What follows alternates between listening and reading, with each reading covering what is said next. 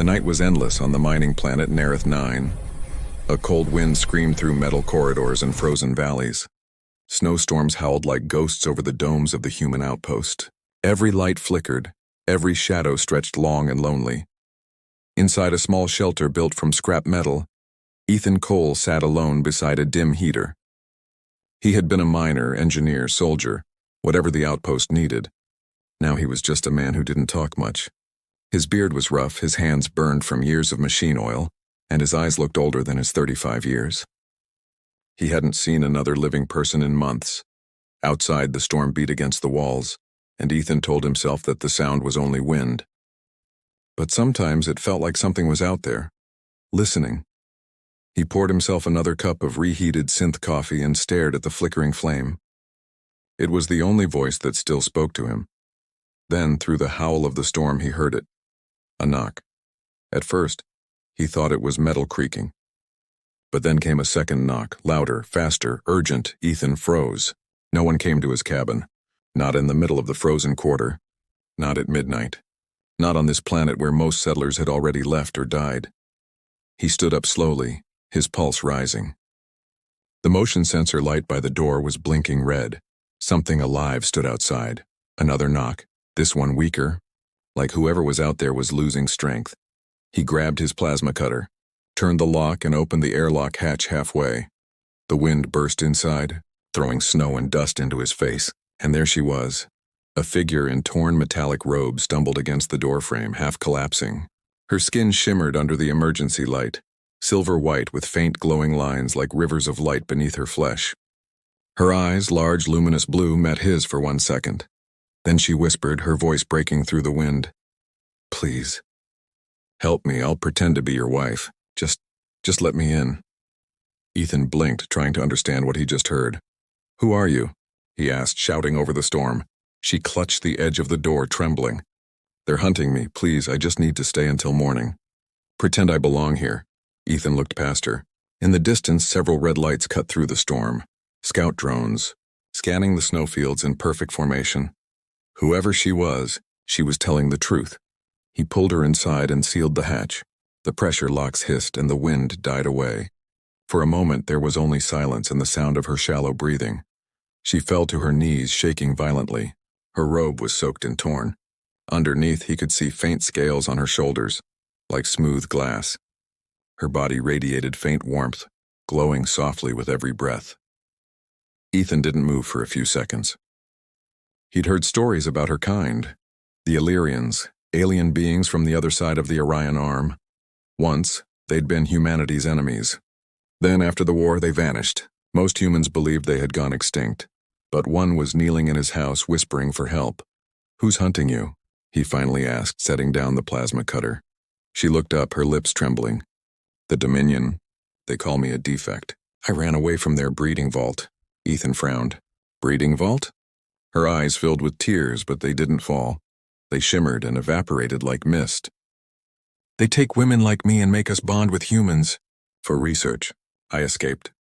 "They want me back." Before he could respond, a robotic voice echoed from outside. "Scan in progress. Human occupant. Verify household status." Ethan's blood ran cold. Patrol drones were right outside. The alien woman crawled closer, panic in her eyes. "Please, if they find me, they'll kill you too. Pretend I'm your wife. Just this once." Ethan hesitated. He could tell the truth, let them take her and stay safe. But there was something in her voice, a desperate human sound. Something he hadn't heard in years. He grabbed a thermal blanket, threw it over her glowing skin, and whispered, "Stay quiet." He pressed the door console and the outer hatch opened halfway. A patrol drone floated in front of him. Cold, metallic, shaped like a floating skull with red sensors. "State identity," it demanded. "Ethan Cole," he replied calmly. "Sector 7, civilian mechanic." "Biological scan initiated," the drone said, sweeping a red beam through the doorway. It scanned him from head to toe, then scanned inside the house. The beam paused when it reached the blanket. Ethan's heart stopped. "That's my wife," he said quickly, forcing a tired smile. "She's sleeping. We're off-grid. You know how it is." The drone paused for 3 seconds, 3 eternal seconds, then beeped. "Confirmed. Married. Record updated." It turned and flew away. The airlock sealed again. Ethan leaned against the wall, exhaling hard. The woman, his so-called wife, looked up at him from under the blanket. "You saved me," she whispered. "Thank you." Ethan shook his head. "Don't thank me yet. You just made me a criminal," she smiled weakly. "Then we share the same crime." He gave her dry clothes, old mining overalls, and some warm food. She sat near the heater, holding the cup with trembling hands, watching the flame as if it were something holy. "What's your name?" he asked. "Lyra," she said softly. "I don't get visitors often, Lyra. You picked the wrong house." She tilted her head. "No, I picked the only one with light." "You were awake," Ethan sighed. "You shouldn't have come here. Dominion scanners will be back. They don't forget faces." "Then we move before they do," she said. Her voice had changed, less fear, more strength. She wasn't just a frightened fugitive. She had a purpose. Ethan leaned back in his chair. "Why run to a human outpost? Your kind hates us." She looked at him for a long time. "Because I knew only a human would open the door." That silenced him. He remembered the war, the Illyrian attacks, the human bombings. Both sides lost billions. He'd been there when the treaty was signed. The peace lasted only a year before contact was lost. Since then, humans and Illyrians lived in separate zones. And now, one sat in his cabin, sipping his coffee, wrapped in his clothes. Hours passed. The storm outside grew worse. Ethan tried to rest but couldn't. Every creak of metal, every gust of wind sounded like the drone's return. He glanced at Lyra. She was asleep on the floor, curled beside the heater. Her breathing was slow, steady. The light from her skin danced faintly on the walls like reflections of a faraway ocean. He found himself staring longer than he meant to. There was something peaceful about her face. Gentle, almost human. But he knew peace never lasted long here. His console suddenly beeped. "Colony alert. Sector 7 under routine scan. Prepare for inspection." Ethan cursed under his breath. "They're coming again," he said, waking her. Lyra sat up instantly. "Then I'll hide." "No," he said quickly. "If they scan heat signatures, they'll find you." "Then what will you do?" He stared at the wall for a long moment. "I'll do what I always do, fix things that are broken." He opened the vent cover, led her inside the maintenance shaft, and handed her his old comm scanner. "If something happens, stay silent until it's clear." She nodded, eyes wide. "Why are you helping me?" Ethan didn't answer. He didn't know why himself. Maybe it was her voice. Maybe it was the way she looked at him. Not like he was a stranger, but like he was her only hope. The door alarm buzzed again. "Inspection unit requesting access." Ethan swallowed, pressed the door switch, and forced a lazy smile. Yeah, I'm coming." 2 drones floated in, scanning everything. A red light swept the room. "Report. Unusual energy detected," one drone said. Ethan kept calm. "Probably my generator. It's old." "Biological energy source unregistered," the second drone added. He laughed. "Yeah, that's me. Had too much caffeine." The drones paused. Their red eyes flickered. For one terrifying second, Ethan thought they'd seen her heat trace. Then they turned toward the door. Inspection complete. The hatch closed. The red lights faded. Ethan stood there for a long time, listening to the silence. Then, from the vent, Lyra whispered softly, "You risked your life again." He sighed.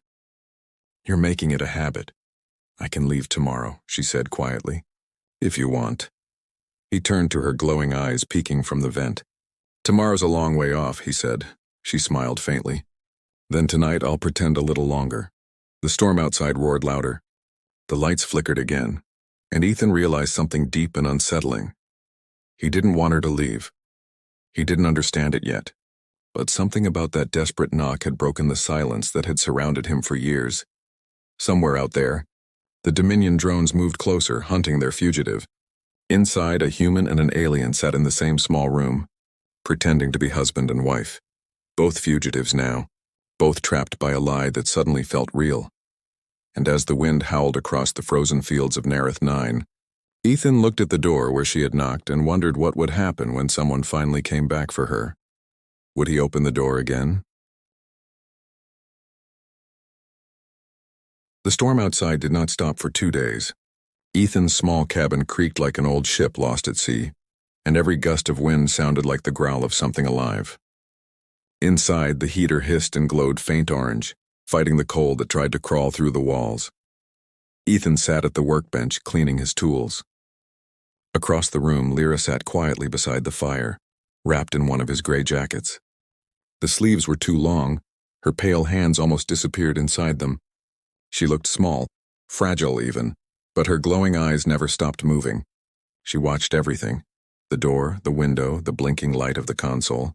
She did not trust the silence, and neither did he.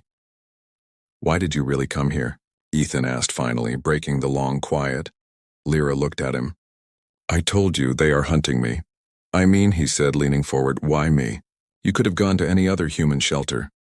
"There is no other one within 50 kilometers," she replied simply. "Your light was on." Ethan rubbed his tired eyes. "Lucky me," her lips curved in a small smile. "Or unlucky." The storm sound grew distant for a moment, replaced by a low mechanical hum. Ethan's head snapped up. "Do you hear that?" Lyra's eyes widened. "Patrols!" He rushed to the window.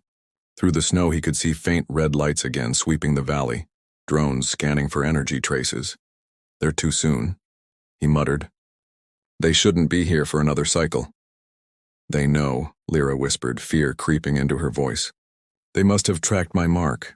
Ethan turned sharply. "Your mark?" She touched her neck.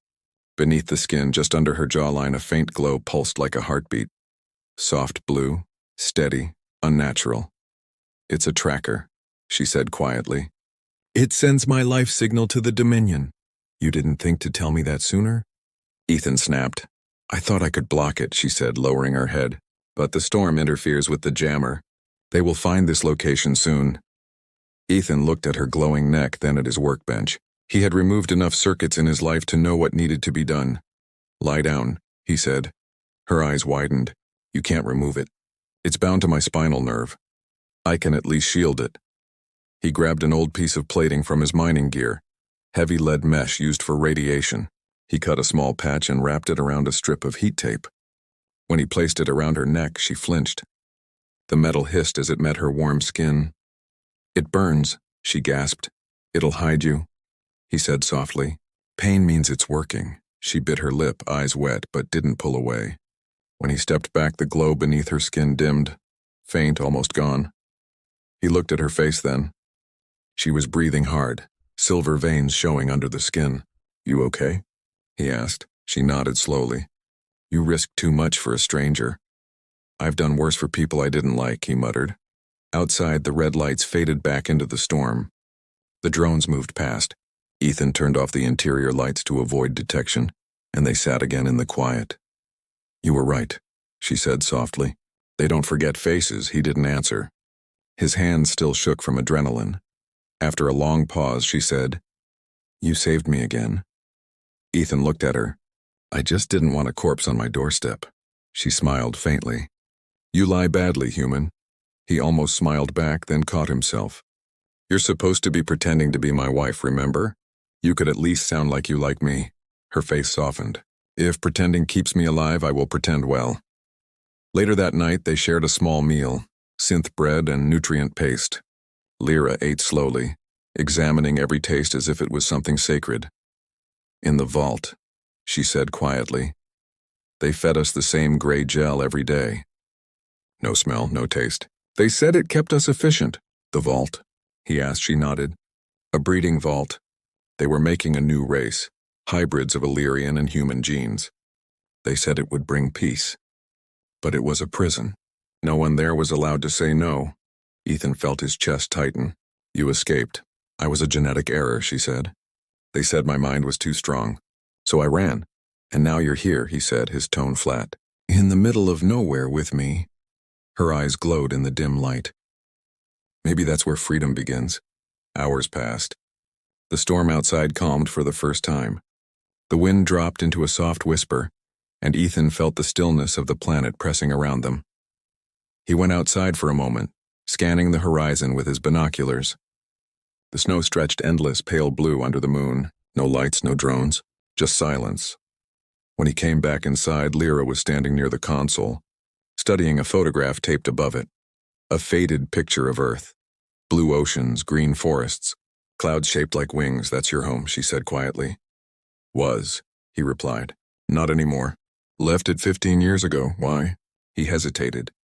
Because I stopped believing there was something worth going back to. She looked at him for a long time. Maybe you were wrong. He laughed bitterly. Maybe. Her eyes softened. You still keep the picture? Ethan didn't answer. He turned away, but she smiled. A small, knowing smile. The first real warmth he'd seen in this frozen world. They talked little after that. The heater crackled softly. Lyra lay down on the narrow cot. Ethan sat against the wall, cleaning his weapon. Half asleep, she whispered. Do humans always hide kindness behind anger? He looked at her glowing skin, the slow rhythm of her breathing. Only when they've been hurt enough, he said. She murmured something in her own language, soft, musical, and drifted into sleep. Ethan watched her for a while, then turned off the lights, but his mind refused to rest. Every sound made him tense. Every flicker of the heater made him think of red drone lights. And deep inside, something else stirred, something he didn't want to name. Just before dawn, the console beeped. A transmission. He rushed over and checked the signal. It wasn't from the Dominion. It was from the Human Colony Center, far across the wasteland. Emergency inspection notice, the message read. Sector 7 under review. Prepare for population confirmation. Ethan cursed under his breath. They're checking every ID again. Lyra woke at his voice. What is it? Human command this time, he said. Not drones. Real officers. She sat up, fear flashing in her eyes.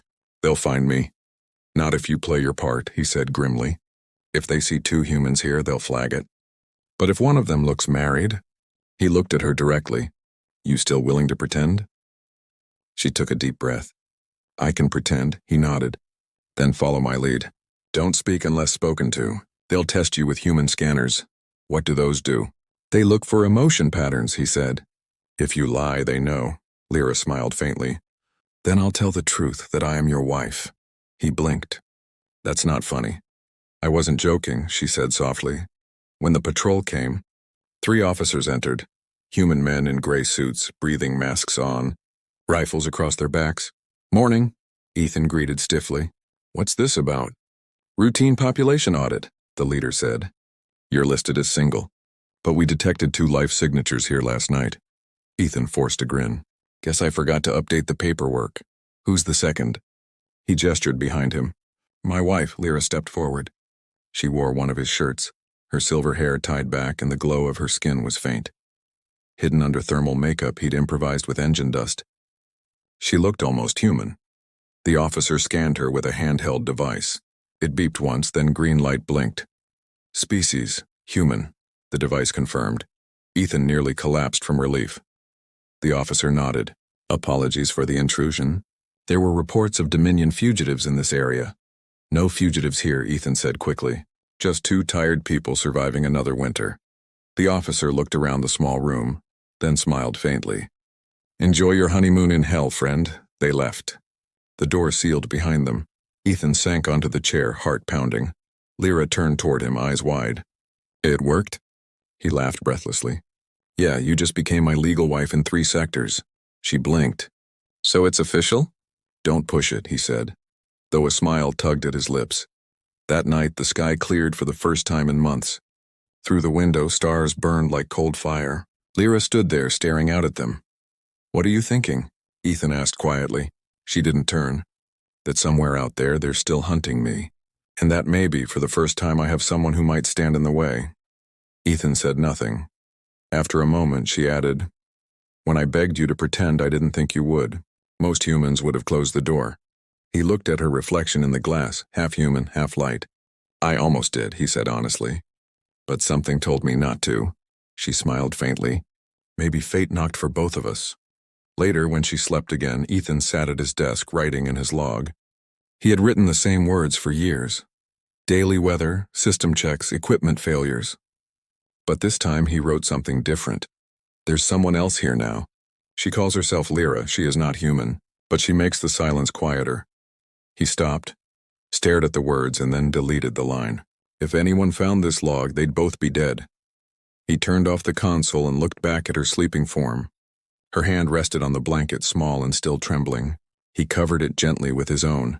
Outside, far beyond the hills, the Dominion's red eyes glowed faintly in the dark, searching, calculating, closing in. Ethan didn't know how long he could keep her safe. But as he listened to her soft breathing and the wind howling outside, he made a silent promise. If they came again, he would open the door. And this time he wouldn't just pretend. Morning came quietly to Nerith 9.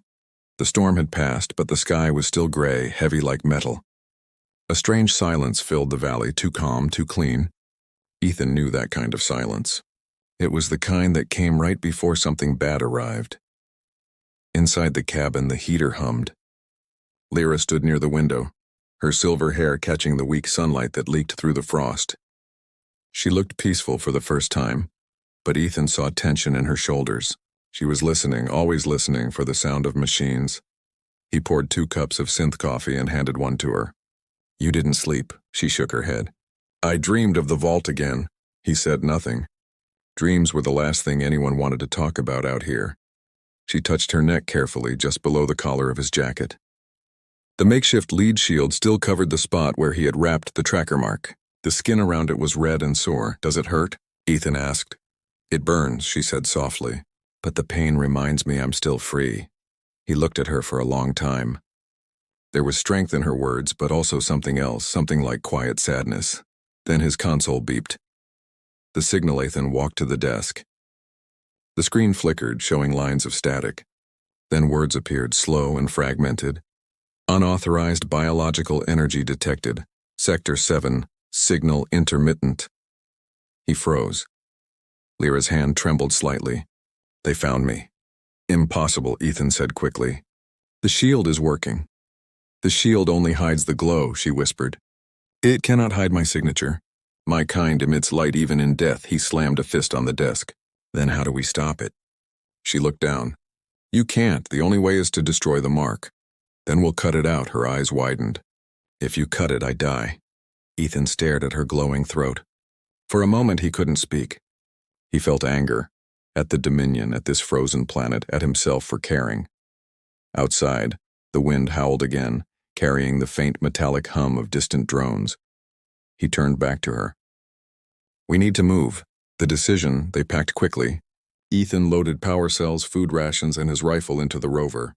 Lyra gathered thermal blankets and wrapped her neck tightly in a dark scarf.